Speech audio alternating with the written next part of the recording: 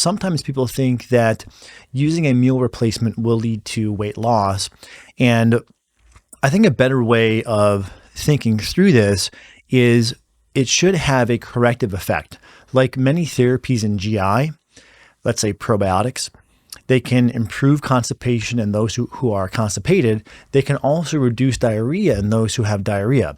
So they have more of a corrective effect.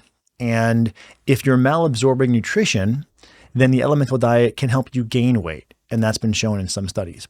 However, if you're really inflamed, perhaps you're overeating because this chronic GI inflammation is skewing your neurotransmitters and your mood, maybe your sleep, and therefore you're overeating or stress eating, then the elemental diet may have a corrective effect in helping you get back to a more normal weight.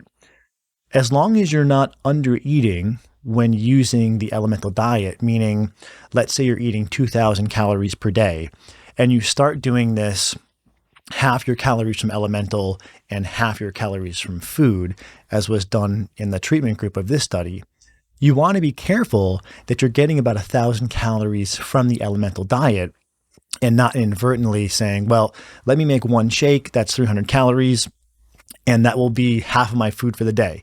So now you went from 1,000 calories for that half down to 300. So you want to be careful about that.